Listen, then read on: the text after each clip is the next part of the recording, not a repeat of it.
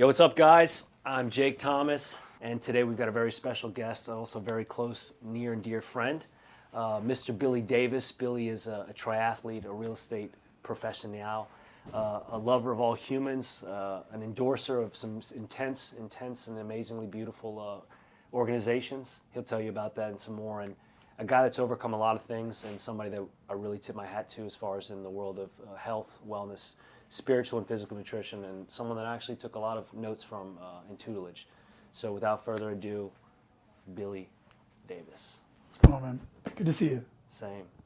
So, dude, I haven't seen you in a while. Been a minute? It's been a minute. And we were talking a lot off camera, hearing a lot about your story, multiple stories. So David was like, I will train you to do this Ironman. And David is brutal. He's Australian, he's a big dude, and he's just like, you're not training hard enough, Billy. Stop being a shit. Like, he would always say shit like that. So he was my swim buddy. So we're going out to swim in New York. They put us out there. I'm having a full-on panic attack. I peed in my wetsuit walking to the boards because I'm just like, this is not gonna, I don't know what to do. I'm not ready. And they're like, just keep going. And they keep pushing me. I'm like, what? No one sees I'm panicking. And everybody saw it, but nobody wanted to acknowledge it because they wanted me to like, just, he'll be fine. Just get him in there.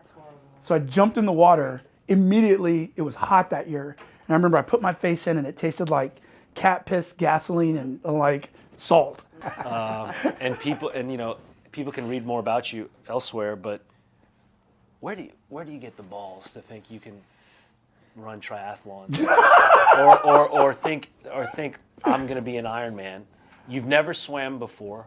You were 40 years old.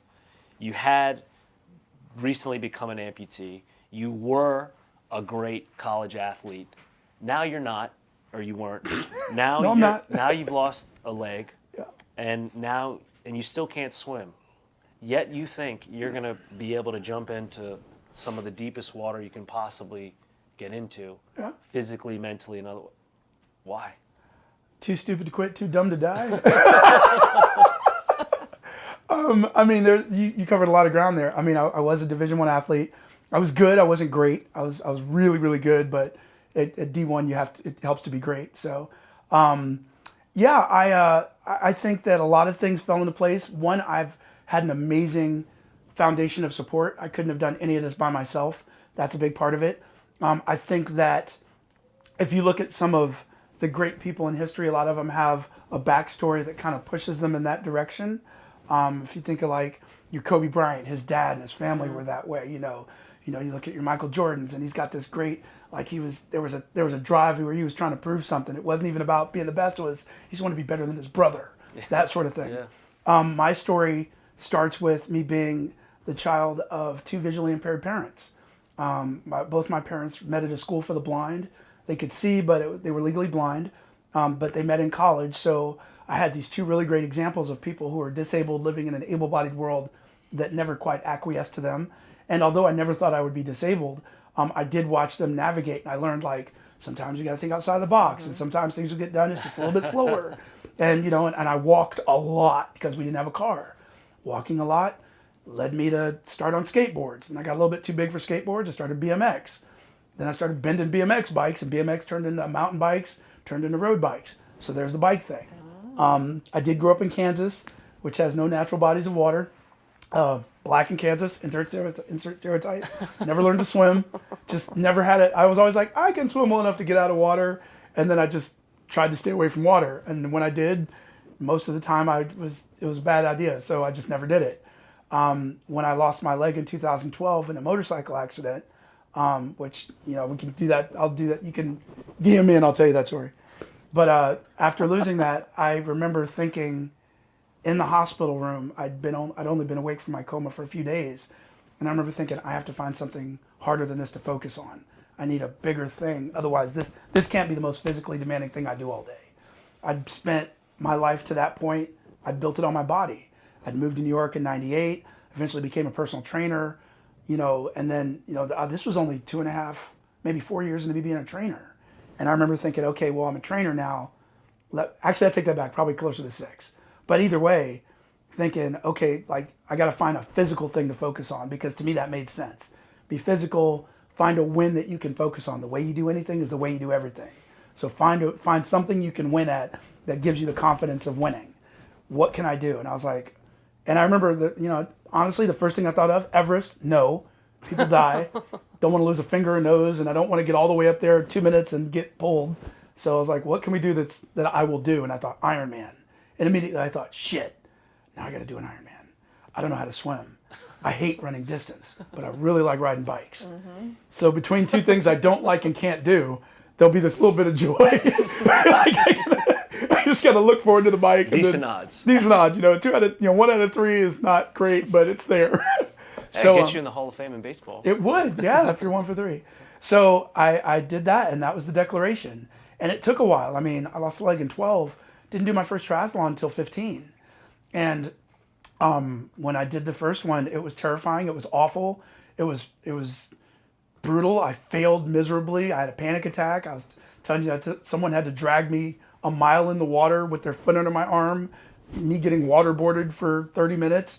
And I got out and thought I lost. And they were like, no, you're still in it. And my first thought was still like, damn it, I thought I'd lost this one. Like, I'm still got a race? Fine. So I did it, and I finished. And then when I was done, I was like, all right, let's do it again. My natural reaction to things I'm scared of or don't like, and you'll appreciate this because I think I did this when you asked me about the swim, is no. And I think about it and I'm like, maybe I should do that. And then I say yes, but it's always no. And then it's okay, yeah, it's always no. I never want to do anything like that. Even Ironman, I don't, shit. Okay, I got to do an Ironman. Navy SEAL swim. What'd we say? No. And you were like, I was like, and you were like, dude, you'll never be safer than in water with 500 fucking Navy SEAls and armed swimmers. And I was like, he's making a lot of sense. Shit. Okay. All right. Fine. And then I went there and failed. Yeah, but smiling. Failed with a smile on my face. So that's just the way I do things. And the Ironman thing, I figured, being a personal trainer at the time, if you do the research on something like that, swimming, cycling, and running are really great ways for people with limb loss to stay in shape if your body is at least at a particular baseline, which mine was. And again, I thought, there's no way that I will drown in the water after living through this accident. The fates cannot be that cruel. And so that's kind of what started me on my journey. By the time I got to my first triathlon, I'd already turned it. Actually, that year, I came up with the idea of Cheeseburger Day, which was, I'm going to ask people to donate, because let me back up a little bit for people that weren't here before. I woke up and the first thing I asked for was a cheeseburger and a Coke. Every year on the anniversary that I wake up, I celebrate with a cheeseburger and a Coke, as do my circle of friends. So the first year I did a triathlon, I needed to raise money to help pay for some of my training and equipment. So I thought, I'll ask people to donate the cost of a cheeseburger and a Coke to a foundation that I will donate and blah, blah, blah. And it worked. Everybody likes cheeseburger, and most people, and that worked. My favorite cheeseburger is not necessarily the most popular one because What's yours? Mine is probably something with like a turkey burger with avocado and bacon. Interesting. Okay. It's like a bear burger, specialty burger. Yeah, bear burger if they have it, but it's a specialty burger. Yeah, it's a specialty burger. I'm all about a spicy guacamole on a turkey burger with like bacon. No way I would have guessed that. Where is the Californian that's in that, saying this? I have no idea. Okay. It's a very California. The Kansas guy does. I beef. I'm thinking like he's going classic American barbecue sauce, cheddar, bacon. Yeah, bacon, yes, because that's God's gift to me. Okay. I think bacon is God's gift. So every year around in May, I have a big fundraiser. Okay. We do it at some place. Usually they curate a burger or a few, and then we have everybody come and eat cheeseburgers, and we have donations, and then I donate that to an organization that helps with limb loss. I've worked with Limb Kind most recently, which has been beautiful. I love those guys. Been all over the world with them. Achilles, who helps me with a lot of my races. Aspire, who gives prosthetics to children. Dimcell, which helps with children in Sierra Leone.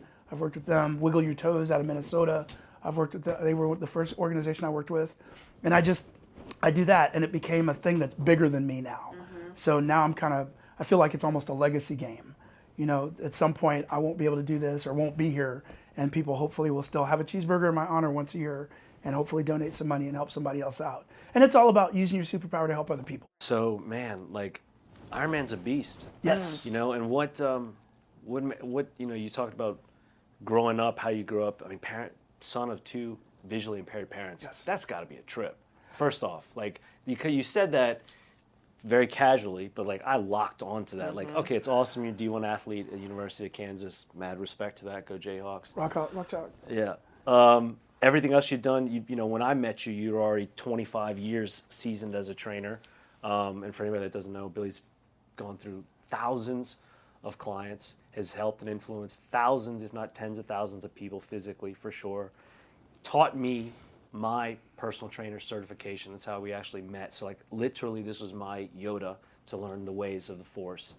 And continues to do so to this day, has been countless and still otherwise streaming content services and a lot of videos you would know that he's going to be very modest about not talking about.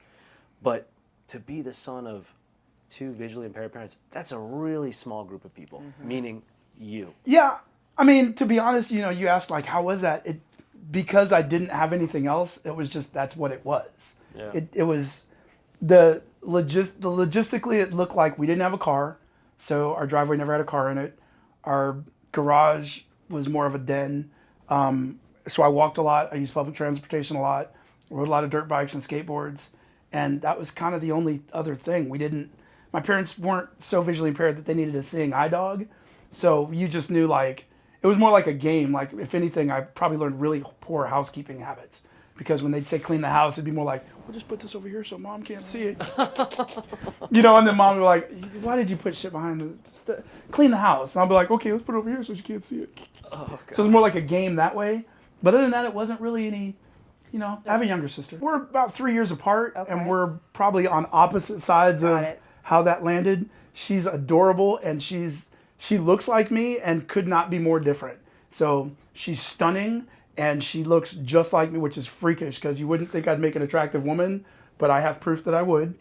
And my sister is drop dead gorgeous and just as alpha, just as direct, like just gets shit done. I've met siblings that are closer than we are. Got it. But I love her to death and would take a bullet for her.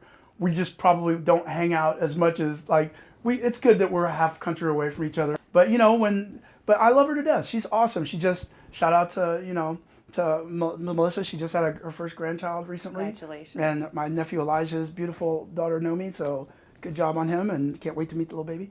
But yeah, you know, she's awesome. She's just different. We're just, you know, sometimes you get a few kids that are not, there was a time when we were, and then as we grew up, I just took a different path. I was super extroverted and super social, and let me try everything, and I want to do everything.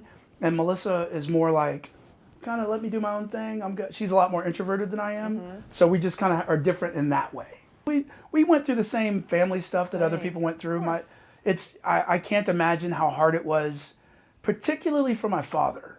He was a musician with perfect pitch, and by every account, a musical genius. No one that ever met him did not think that. And he was raised by a pig farmer with not a lot of formal training around, like, a lot of life skills. So he knew saxophone, and that's what he knew. So he was a super entrepreneurial, A-focused person with a bit of a temper and a really competitive, aggressive streak of, like, getting shit done. But I also recognize that, like, when all you have is a hammer, everything is a nail. So sometimes it helps to have more than just a hammer in your toolbox. And I'll be honest, my father, God rest his soul, Wild Bill, love you, I don't know that he had much more than a couple of hammers in his toolbox. He was excellent with them, but all he had was hammers. Not even a rubber one? It was hard rubber. It was more like a mallet with metal inside. Like he was a hard guy, but he did the best he could with what he had. So, you know, I think that part of coming into your own is recognizing your winning formula, as they would call it in certain if you've ever done like Landmark. You know, these are things that produce success, but if gone unchecked can also like sink you because you don't know how to turn them off. Yep. And I think the biggest difference between my father and I is I have learned, okay, that works, and then I get to check in and go, okay, is it working for me now? Because if it's not, maybe I want to try something else. And a lot of people think like I'm doing it myself, but it's also, if you're doing it yourself, you also don't have a third party to kind of to correct. And you talk about a small percentage of people that can do it themselves. Most people need a room or it takes a setting. A village. It takes a village. And I think that a lot of people think they're doing it themselves and realize you can only do so much yourself. You know, the collective is stronger than the individual. That's the way you do anything is the way you do everything. But also, you want to go fast, go alone. You want to go far, go together. Yep. That sort of thing. And when you have a collective that can say, hey, Jake, you're awesome. And have you ever looked at this place over here that you're maybe not shining as much light on? Because people typically do well what they do, what you do best, what you do most. So if you're doing something, you're like, dude, I'm great at this. Why would I change it? But you're not looking at like, maybe I could do this other thing a little bit better. And maybe if I got better at that, this would be even better. And so I think that I've spent enough time doing personal development, taking seminars, reading books, and then always putting myself in situations where like, let's do coaching. I mean, I was in a coaching thing just last night for relationships, and I'd been through it before, similar things, but still like, let's see if we can pick up another tool. And sure enough, 3 hours later, that's awesome. I picked up another relationship style. Perfect. So, I am not Yoda, by the way. I'm a Star Wars fan. Yoda is at best Obi-Wan. But that was come a good analogy. I really do think that I don't even know if it's a trait so much as a wiring. When I joke and say I'm too dumb to quit, too stupid to quit, too dumb to die, I think that my overlying path in life has never been that I pick up things quickly. It's I'm not smart enough to know when not to stop or when to stop. I can think back to high school, and I didn't. The first time I put on a set of pads, I was 14 years old, and in 1989 or something. Most kids don't learn football as a freshman in high school. I was fit. I was huge. I had a 515 deadlift, but I didn't know enough about football to know there were two different teams. So when the coaches, they saw me, they were like, oh my God, play football. Do you know how to play? No, because we didn't have a car, so I couldn't go to practice. So I never learned any organized sports. Never played baseball. I played one season of baseball, couldn't throw the ball. They put me in the outfield. You don't learn anything just standing out in right field, because that's where they put the worst player on the team with the strongest arm, which is where I did. I just sat out there all night bored in the heat, and once a game I'd hear, Davis! And I'd look up and there'd be a ball flying at me. So baseball sucked. It was hot, and we never won. So I didn't want to play baseball. Football sounded like fun because I could lift weights and I could at least hit people. But I didn't understand that there were plays. I didn't understand that there were special teams. So when they gave me the ball and told me to run, I could run over you. But if you showed me a play, I was like, ooh, not quite sure. So we had luckily it was freshmen, so they figured out a way that I could do it. And I remember my first year of freshman ball, I was so bad that they would put me I was a tight end, and they couldn't figure out what to do with me. So they would just say, okay, they'd say the play, and then someone would go, Billy, go to the left and block. And I would do that. And every single game my freshman year, it would only be a matter of time before someone would go, number 9's on the left. They're going to the right. That's just what they would do, because they knew I didn't know what to do, and they would never throw the ball to me because I couldn't catch it, which we didn't figure out until actually a few years ago, why I never caught a football. When your father is blind, guess what you never do? Play catch. You don't throw stuff at blind people. So I never played catch as a kid. So anything involving a ball, football, basketball, baseball, never played because we didn't have any balls in the house. So I could wrestle, but that's hands-on. Wrestled with Dad all the time. He loved to wrestle, but I never played ball. And then eventually I became a decent football player, but my flaw was, and I think this was on my scouting report my senior year, they had blue chips, red chips, white chips. I was a blue chip, overshadowed by hero in the past, and they knew Davis can't catch a football to save his life. I could run with it, but I couldn't catch. And that was but what came easy? Track and field. And that's where I excelled, because all you got to do is run. Just get there before that guy, and I could always do that. So I was always the strongest and the fastest, but not necessarily the best in anything. So again, to answer your question, my thing was tenacity. I just never knew when to stop. I was always like, well, I am tired, but I could do one more.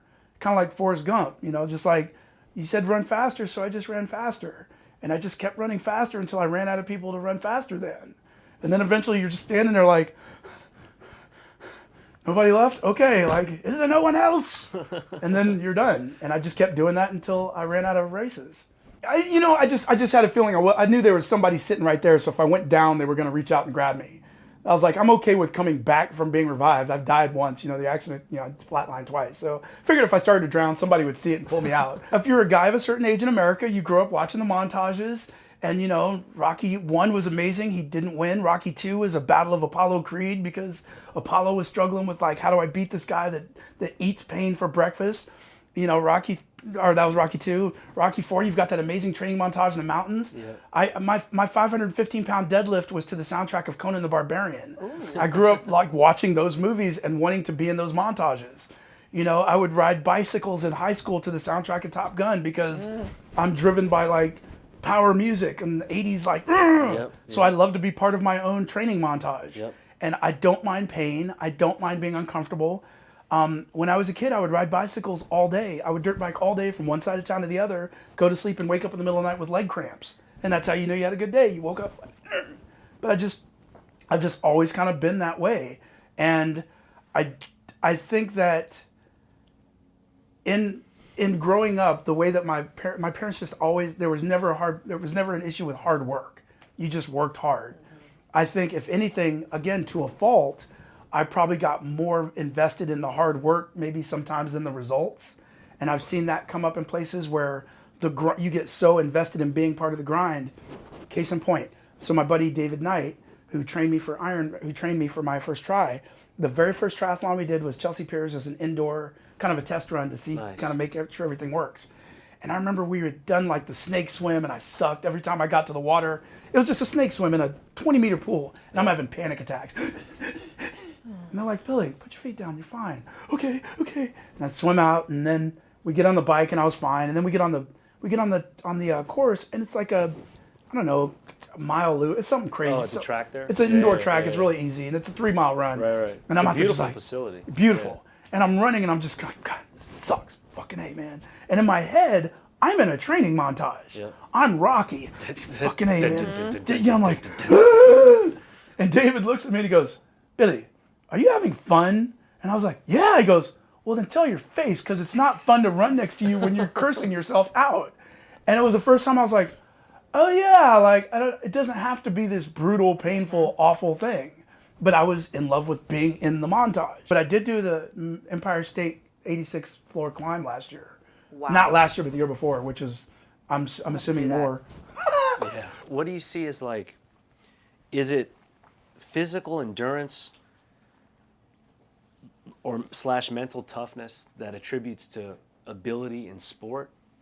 Or is it life experience, resilience that attributes to ability to the other? Like, are you getting more out of your physical abilities? And I say abilities, not disabilities. Mm-hmm. Are you getting more out of what you do physically because you draw on that power from life? Or do you get more from life because of what you're able to leverage from physicality? I think it's synchronous. I think they all kind of leverage each other. I mean, thank God I wasn't born with spina bifida or CP or, something like that. That would be a different challenge. Yeah. I do believe that the universe, God, whatever you believe in, never gives you more than you can handle. So if that's the case, then because I see other athletes that are blind and I'm like, I'm doing this one leg, you can't see. I can't imagine like jump in the water and swim until we tell you you're done. Like, I can't see anything. Like, how do blind athletes do that? Yeah. I can't imagine running blind, like, with someone tethered to me. That makes no sense. But they're like, how do you do that with one leg? I don't know how not to do it. Like, people always ask, how do you swim? I don't know how to swim with two, so swimming with one just kind of happened. In terms of, if it's physical ability, granted, I come from let's just say, at least above average genetic pack. Both my grandfathers were pretty good sized guys. My grandfather, especially on my dad's side, was a giant man, and he was a pig farmer. So if that gives you was he a pig farmer because he was tough or because he was big? Who knows? But it took both. Mm-hmm. So I've got that going through me. I've got my dad's tenacity, who wasn't necessarily a physical guy, but he was intense. So I learned that, and I got that. And if you take those things, and then, I told you the story about when I was a kid, and I got teased about having holes in my shoes. And something about that just pissed me off. Mm-hmm. And so I'm okay running on anger. I'm not saying you should be angry when you compete, but the way I got through a lot of fitness, I worked out a lot of stuff. I got teased a lot as a kid, being a black kid with disabled parents. My hands are burnt from an accident when I was 13 months old. So in school, I was, Billy Davis kids would drive by me in the snow in their cars in a honk while I'm walking in the snow dragging a 20-pound saxophone because my dad wouldn't let me leave it at school because it was his. And I'm like, it's cold, I don't have mittens, I've got socks on my hands, and I'm dragging a saxophone. And my friend just rode by in a car. And then I get to school and they're making fun of me because my hands are burnt and my parents are blind and we don't have a car. And then you go on a field trip. You remember when you go on field trips and your parents would drive? Mm-hmm. And it was the coolest thing because you got to ride in the front. Right. And you got to put your friends in the car. Right. That's all I ever wanted in the 5th grade. I just want my parents to drive on a field trip. But we couldn't do that. So I'd ride with the teacher, I'd ride with a friend, but all I really wanted was for my parents to drive. And you can't do anything about that, but I don't understand that. So when I figured out that I could even the playing field by just winning a little bit, and if winning meant, a lot of it is just effort.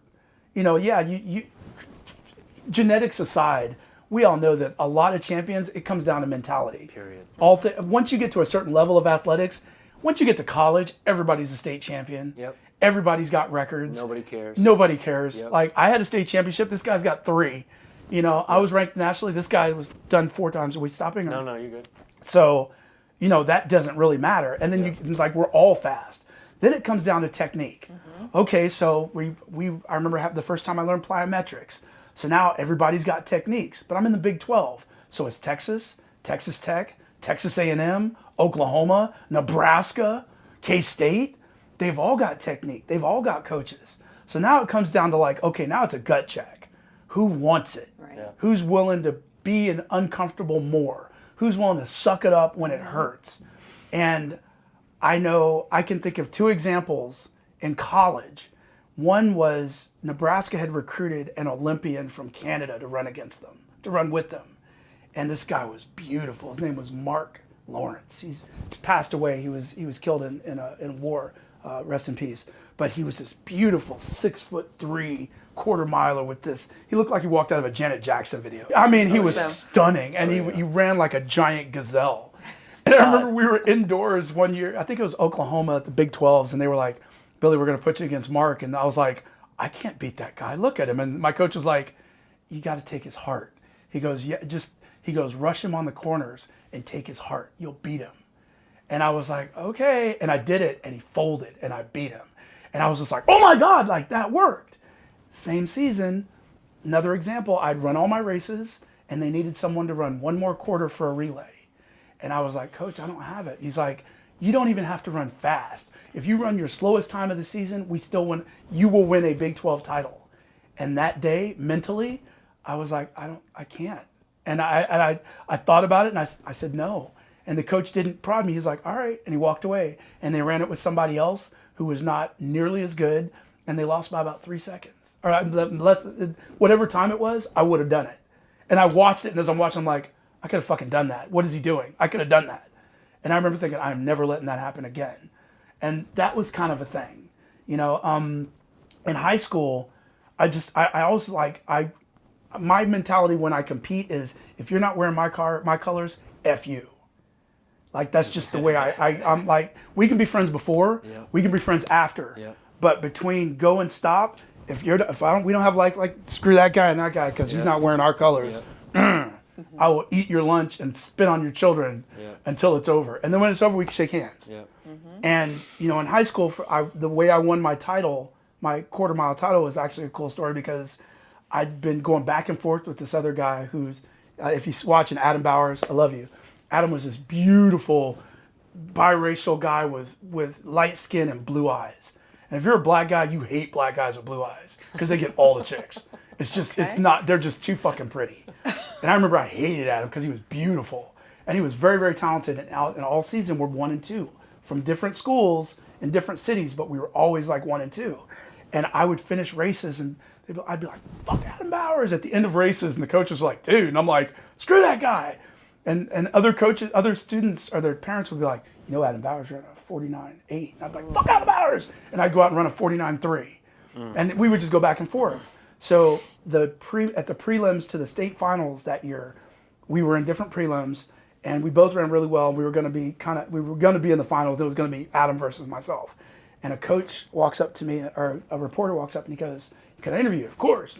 "How you feeling this season?" "I'm killing it. I'm undefeated, in my thing, and Adam's undefeated in his, and we're 1 and 2. And the last thing the reporter says, he goes, so do you have any final words for Adam Bowers? And I was like, you tell Adam Bowers to eat his Wheaties because I'm coming for him tomorrow. And the guy goes, can I quote you on that? I was like, absolutely. It's freaking Bart Scott here. I was mad. Wait. Yeah, I'm going to kill that guy. And the reporter walks off and the coach goes, pretty big words, Davis. I'm like, you got it, coach. And he goes, hope you don't choke.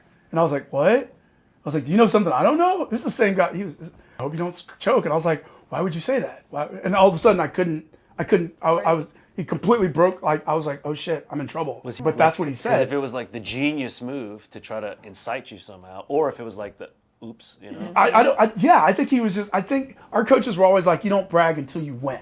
Like, you don't get to put up number one until you've got the title, you got the chip. And I think it was kind of more along those lines, like humble yourself and keep calm, like just take it easy. But I heard, hope you don't choke. And I was just like, couldn't sleep that night. I got so in my head, I devised a way to lose the race. I came up with a plan. I said, I'm going to false start. I will get disqualified. Adam will win, and he will have never beat me. And I can always be like, you didn't beat me. Wow. And I was okay with that. That's amazing. And I went into a final with that. I also want to be responsible. That was arguably 30 years ago. And I've remembered it a particular way, so I reserve the right to be absolutely wrong. But I know whatever he said, that's what I heard. Right. So he might have said something a little different. We all know that if you go back sometimes, right. But that's but exactly nonetheless, you internalized it. I internalized it as that. Smoldered on it. So when the race actually happened, I was in my head going, I'm trying to false start. And whether I did or didn't, I had the best start of my race. I go around the curve, and people that saw this race, I've got pictures of it. We go around, and Adam's on the outside. And I remember he started his kick early, and this is I was a 400-meter runner, which is just a brutal race. We come around the backstretch, and I remember them going, and it's Adam Bowers, Billy Davis, and Kerry Bowlesy in that order. And I was like, shit, I'm losing. Adam was on my right, and I remember running out. I ran wide on my lane and started doing this because I was just panicking. If it was a fist fight, I'd have bit him because I was just freaking out. And Adam was like, stop it, Billy. And I'm just like I couldn't figure out how to run any faster. And as we got to the last 15 meters, if you run a 400, your knees stop coming up. And it's just piss and vinegar, arms, and you're just like, whatever it takes. And in that moment, I had a moment. And I remember thinking, I got to dive. And so I dove for the finish line at a quarter mile. And so the picture, which is in a yearbook somewhere, is me flying over the finish line, shoulder first, and Adam leaning. And I beat him by 3/100ths of a second.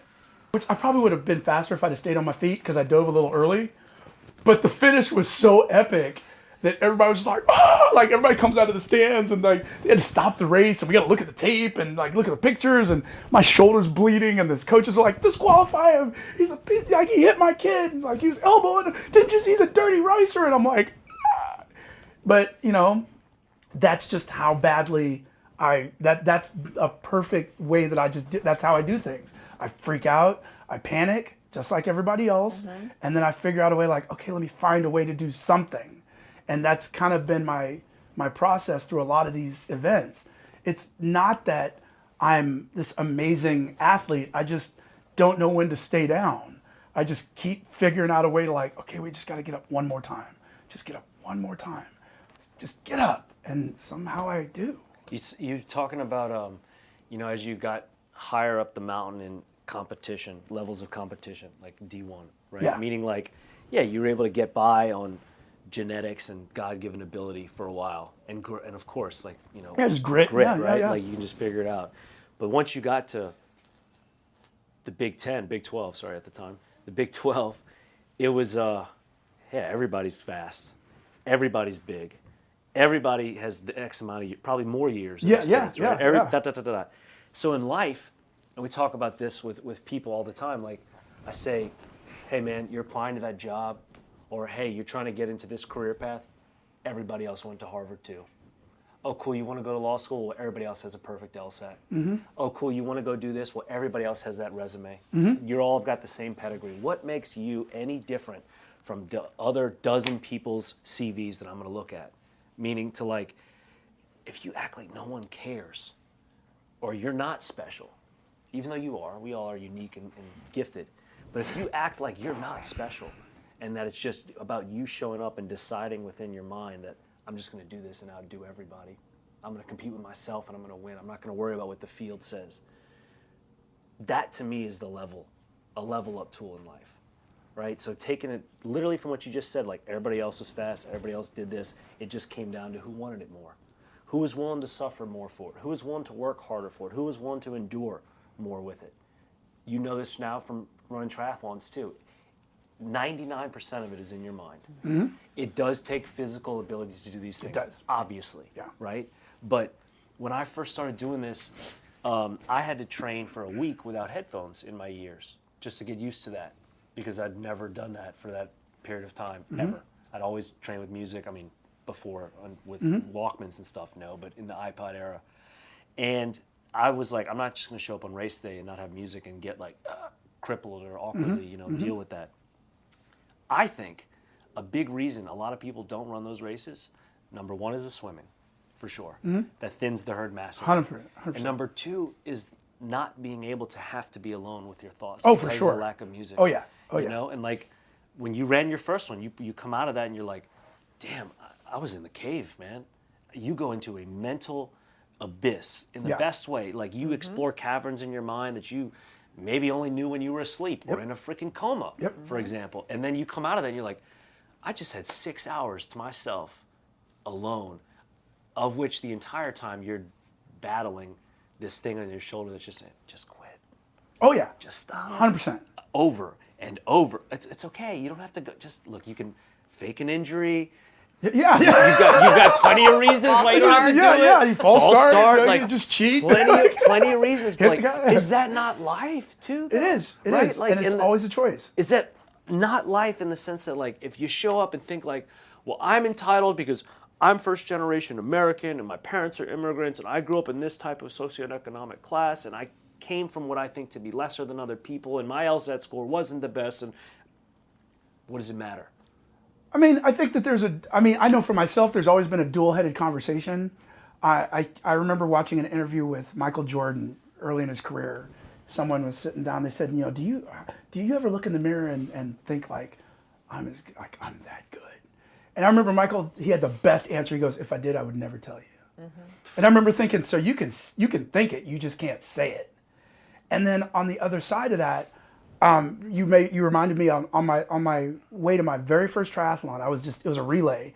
There was a gentleman in the back seat who was a military gentleman, vet, and he had learned how to sign into a woman's hands who was deaf and blind. And he would guide her on Ironmans, and they would sign the stuff, and then he would just go. And I remember at the time I was just fixated with like, you do Ironmans with a person who can't see or hear.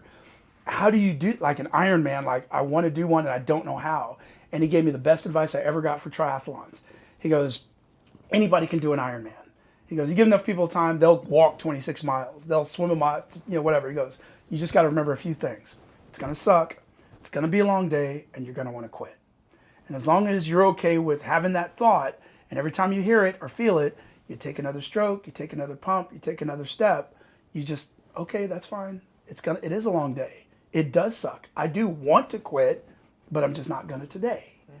And I reference that a lot because in every single one of these races, from the shortest sprint to the half Ironman I did in Jones Beach, you're always at some point like, why the fuck am I out here? Yeah. It's 5 o'clock in the morning.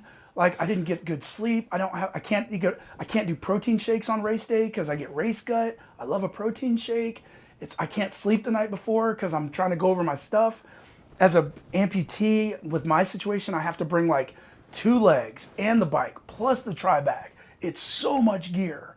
It's long.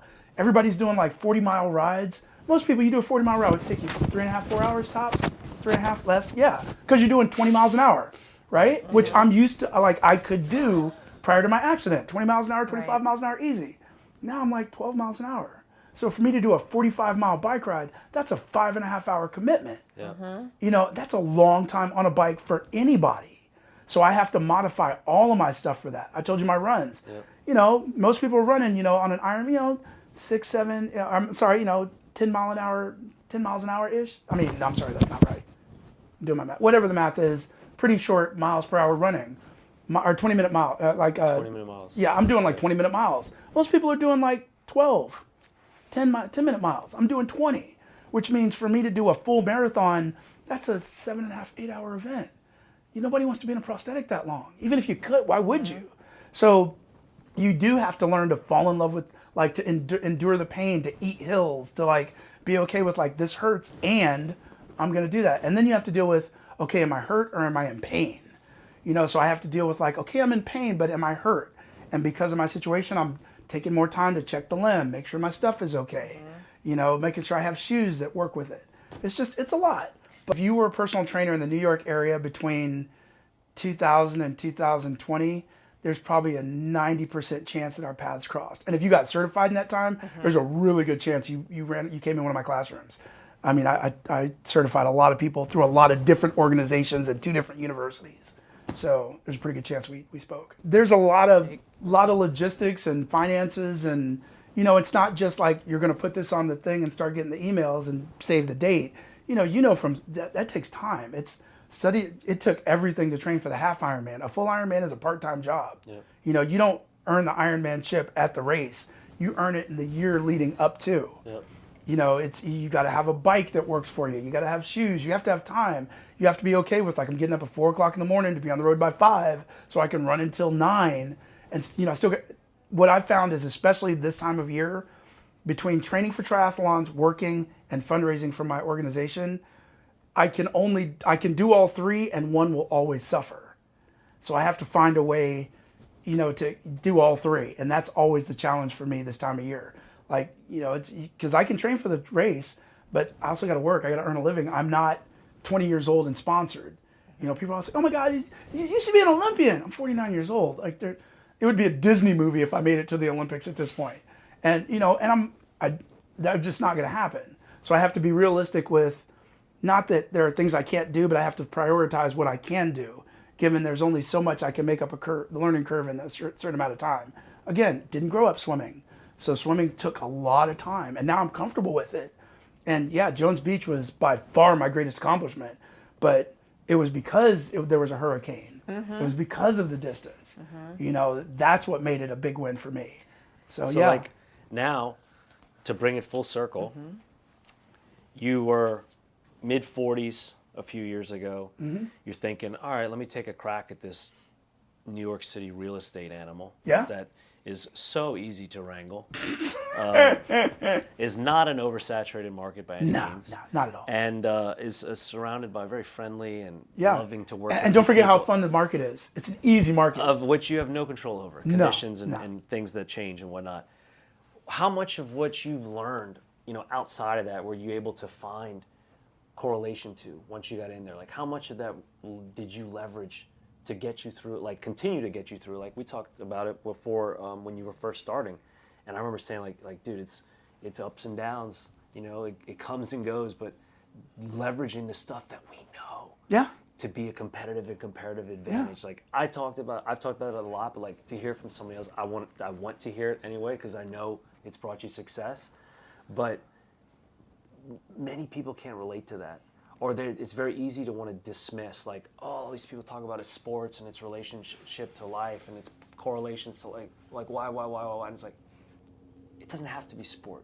No. Whatever something that you love, whatever something you've had to figure out or endure, anything that you can find as a parallel to make your understanding of whatever the feat might be easier. It's like a metaphor, right? Like you talked about the characters earlier and people that you would see and dragging things through the snow. It's like you're very visual in how you're describing things. So for somebody that's like, I don't get it, like, what am I good at? It's like, oh, you're a chef. Like, you want to talk about this? Like, put the chef hat back on. Like, oh, you're a corporate exec, C-suite person? Like, put that back on. Oh, you're a corporate exec, C-suite person that's having trouble, but you're also a mother and a marathoner outside of the office. Okay, put the marathoner and mother mind on in the corporate C-suite exec world, and you're not going to feel as down and out. But we've talked with people that have these assets that don't see that are mothers, that are parents, that are people that have all these accolades or that precede their careers, their professional careers. But you were on the brink of 50 and said, why not? Like, how? How do you do that? Too dumb to quit, too stupid to quit, too dumb to die. No, I think one, I really do believe that the way you do anything is the way you do everything. I learned that a long time ago. So I told you one of the reasons I like triathlon is I knew if I can just learn to swim and see myself getting better swimming, that's got to translate somewhere. Yes. I also, with regard to real estate, I feel like real estate and personal training had very, very similar skill sets. The program design is about 12 weeks. Open to close on a transaction for real estate is about 3 months, 90 days. I feel like there were, in kind of the market, for example, I equate a lot to swimming. If you can only swim in a pool, that's great, but that's like only being able to sell in a good market. You really need to learn how to swim against riptides and hurricanes, right? And in the worst times, what do you do? Exactly. Calm down, put your face in the water, and Breathe. And that's real estate's the same way. If you listen to any real estate coach, they'll tell you like when the market's bad, the instinct is I'm just going to stay home because there's nothing to do. When the reality is go out and meet some people, talk to some folks, Double down, shake. double down and shake hands. Now, the way I've decided, or the way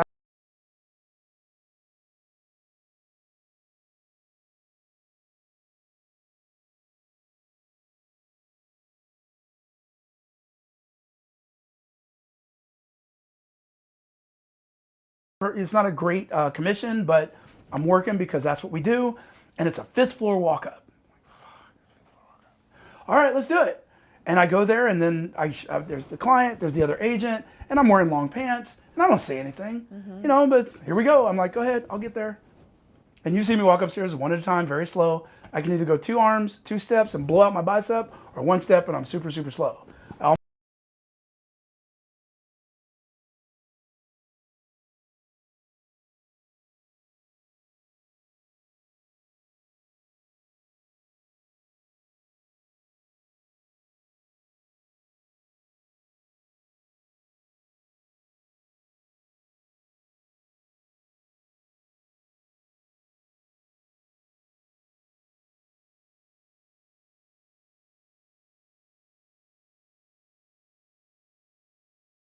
In Jones Beach during a hurricane, a month after traveling to Sri Lanka to make prosthetics for kids. If he cares that much about people and will work that hard, imagine what he's going to do to make sure that my listing gets Exactly. sold. Even if I'm not the $1 million listing guy, I don't have a $20 million book. I haven't been doing this for 1 million years. I don't have a team. I don't have anybody to call, be like, hey mom, this is a rough month. Can you send me something? I don't have that. So I have to find ways to make stuff happen.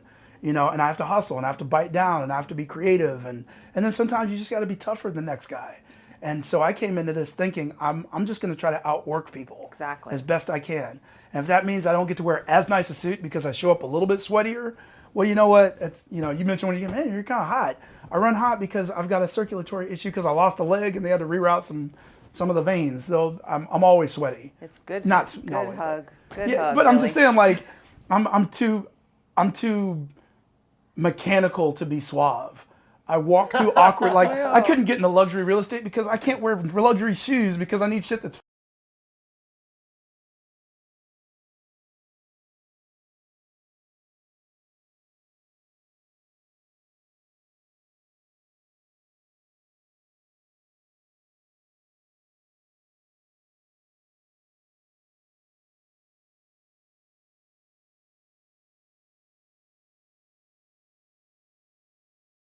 advantage sometimes. Oh no, it's good. Well, no, it is good, but when everybody's like, "Hey, we're going out to drinks," I'm not the one that's like, "Hey, give me a ginger beer."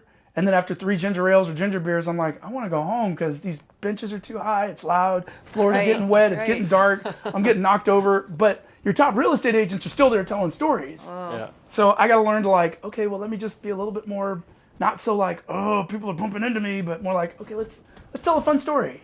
And, but I feel like that you'll remember. Everybody remembers the one-legged guy that was at the party that told a really cool story about cheeseburgers. Yeah. That did the Iron Man. Yeah. They may or may not remember the really attractive blonde, of which there were 6, that also sell real estate. Does this And not they're sound? drinking. Does this not sound like yesterday? It, Yesterday we were talking with someone else, and I was mentioning, like people asking how to deal with societal, peer, professional, or otherwise social pressure to drink, particularly. If I'm trying to get your business, or if I'm trying to recruit you for my business, and we're all sitting at a table, everybody's drinking, we're all getting sloshed, it's awesome, blah, blah, blah. Leg or otherwise, be damned. I'm going to remember the person that's locked on, squared away for that reason alone, more than I am going to remember the ones that are like, yeah, let's do it, da da da. Like whether it's the 6 blondes or the rest of us that are doing the same thing. Because again, if I'm about to entrust you with the keys to my kingdom, or if I'm trying to get yours out of you, I don't want to be just like the rest. I want to show up and be like, man, I'm the Marine that showed up to that guy. That way he sees that in me through and through, knows that we're athletes, knows our resumes speak for us because of how we exude ourselves, as opposed to, yeah, you got lost in translation with the rest of the people from XYZ schools and stuff like that. But it's like, I would always remember the individual like that. It's like, do you want to be remembered as one of them, or do you want to be remembered for who you are? And you've seen somebody with a disability out there with a blade or a prosthesis. Yep. And what do you do when you ride by them? You got this. Good job, man. So I get that all the time. You got this. And here's what we do. What I do, and I think a lot of athletes do. You take it. Thank you. I don't need you to come over and have a conversation because I'm on a treadmill or I'm on a bike. But you want to say great, appreciate it. But here's what I do. I internalize it. I take it. Then you do that 45-mile ride or half Ironman. Let's take Jones Beach. 56 miles. It took me twice as long to get out of the water as everybody else. So now we're on the bike, and everybody else is doing 25 miles an hour with a headwind and a tailwind. I'm doing 12. So by the time I get on the bike, I'm way in the back. So the longer I'm on the bike, the fewer people I'm seeing. But that's when I start to remember. That guy said, you're a badass. Mm-hmm. You're Billy motherfucking Davis. I'm okay. I'm a fucking inspiration. This is why I'm Billy motherfucking Davis and they're not. That's right. And that's when I start pulling out all of those Central Park accolades and all those training things when people are like, you got this. I'm like, I got this. I'm okay. That's all those people said. This is why. This is why people donate cheeseburgers. We're good. We're good. We're fine. We're not dead. We're not dead. We're good. And that's what I do with it. And I think a lot of athletes in my position do the same thing. And again, it's you kind of get used to falling in love with the grind. You endorse the pain and the whole bit of it. And the way you do anything is the way you do everything. So if you can figure out a way. Oh, there's one more thing I thought of. I also feel like, especially in real estate, I feel like if there's a mistake if I make a mistake, I also feel like I'm really quick to like, look, this is what I didn't do or where I dropped the ball. Let me take responsibility for this and I'm correct.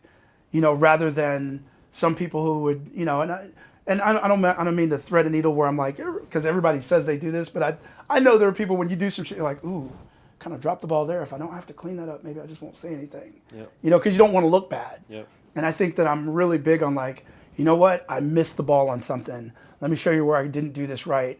And I can correct it because I'm coming with a solution as well. But I may not have, like this guy may have done this. I'll be the first one. I've only got 3,500 followers. So if I throw something on social media, it's not going to land like somebody that's got tens of thousands. Now, could I buy 10,000 followers on IG? I could, but we all know that's BS, so I don't. I'm all about let's just do stuff organically. So I'll tell people, yeah, I'm going to throw stuff on IG, just so you know. I'm going to promote the hell out of it. I'm going to tag everybody, and I've got 3,600 followers. So it's not like a million people are going to see it. But I'm also going to be on the streets. I'm going to talk to people. I'm going to talk about you in my coffee shop. I'm going to talk about you, and you never know who you're going to meet. Yeah. And I believe that when I'm out training and I'm out meeting people, you're always going to run into somebody that you need to know. Yep. And inevitably, it always happens. You run into just meet one person. Yep. I'm actually really bad at social events because fun fact about me, I was in a boy band. So a boy band. Whole nother conversation. But I was in a boy band that was actually really, really good. So I'm good with performing. I'm good with presenting, but I'm not necessarily good in a house party with 9 people. Because then I don't know what to do with my hands. And I don't know how to awkwardly get out of a conversation. And if I start telling a story, because I'm a really good storyteller, all of a sudden everybody comes in. Yeah. And if I tell too many stories, then I start thinking, okay, I'm monopolizing the conversation. Let somebody else talk. Because I don't want to be that guy either. So I'm always in those situations, I'm weird. I feel awkward. But that also means I need to go to more social events. So I deliberately go to social events where I don't know anybody so that I can meet one person so I can try to get over being awkward because I don't know how to, I'm really weird with like not presenting. Yeah. You know, and I don't necessarily, like, I get the leg walks in. The leg books a lot of gigs, and the leg books a lot of gigs, and I'm the handler. I get that. But I also know that I need to learn how to also just, people like me too. I'm a very likable person, so I can be okay with that. But there are times when I'm just like, what the fuck, Bill? Like, you know, I have a lot of self-talk that I have to get around too. I think being coachable is a huge thing. I mean, because you can be all of those things, but if you're not coachable, then you're really only limited to like what you can produce for yourself. And I've learned early, like, just, you know, I told you before we started, I like to hang around with people that have accomplished more and really smart people. Because I feel like if I'm in the room, if they let me in the room, then I must be doing something right. And then eventually after we get in the room, I'm like, oh, okay, I'm rising to their level versus being, you know, the smartest, most accomplished. I don't ever want to be that. Yeah. So, you know, I work really hard to hang around with people that are the kind of people that I want to be thought of. I recently, in the last year or so, I've traveled internationally. I've traveled more in the last 3 years than I've traveled in the last 20. I've been to Ethiopia twice, Kenya, Sri Lanka, Italy, Portugal, all these different places. And I remember in my 20s not taking a lot of pictures, never going on vacations, always challenged. I didn't know what I wanted to do career-wise, and I kept picking things I wasn't producing at, and thinking like, I would love to be one of those people that traveled all the time. I would love to be one of those people that went and did stuff. And then at the end of this year, I remember thinking, holy shit, I'm like one of those guys that travels internationally. But, you know, I was in Ethiopia back in November, second time there, to help make prosthetics with kids for Limkind, which you should check out if you don't know about. And I come back from Ethiopia, and all of a sudden when I go to an event, and somebody's like, so, how are you? I'm like, I'm good, you know, what do you do? I do this, that, and the third. Talk about the leg. Leg is great, you know. How was your summer? I don't know. So when I was in Ethiopia the other day, you were in Ethiopia? Tell us about that. So, I mean, all of a sudden now, in real estate, like you've got these Super cool, spark. Yeah, like I've got all these cool conversation pieces that I can throw in. And, you know, if there's one thing I'm very clear about and equivocally about myself, I have like all these great, beautiful chapters that you could write and tell stories about, which makes me a really interesting hang. And I revel in that because I feel like that kind of evens the playing field for, you know, I'm a $30 million producer in real estate. I only deal with, you know, properties over 10 million on the, you know, I don't do any of that. But I bet I got the coolest story at the table. I can tell you some shit. You know, I will make you laugh, I will make you cry, and I'll end it with, can a brother get a cheeseburger and a Coke? And you will remember my name. This guy is also being very modest about himself. He doubled his business last year from the previous year. He's not going to say that. I will. And he's looking to do the same this upcoming year. So where do people find you, Billy? Where are you on the street? Where do you hang out? Where can they find you? On the street? Online. On the corner of Instagram, I'm at Real Estate Triathlete. You can go to the BillyDavisFoundation.com and learn more about my story and the organizations I work with. I work for Compass, so, you know, I'm all over that.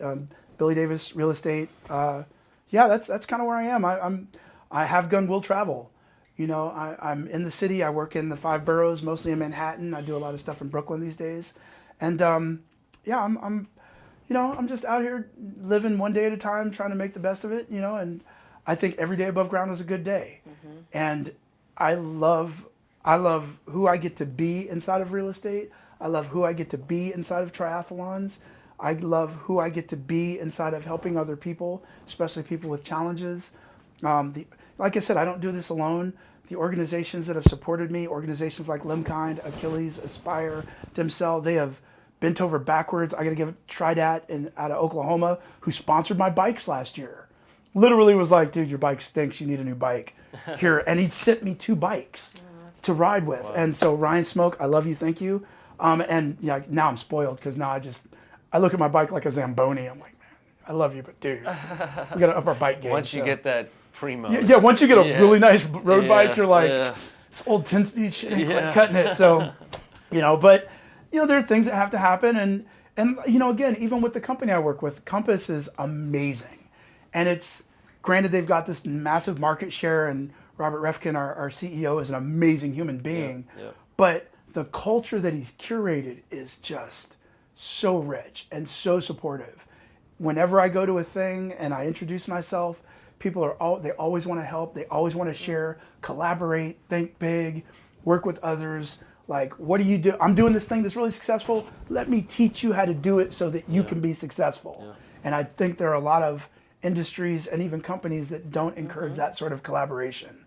So for me, I feel like it's a blessing that I am where I am. And even though I haven't produced the numbers I want to, I'm not worried. I mean, the phone always rings right when it's supposed to. And as long as you keep putting your face in the water, take a breath, breathe, swim through.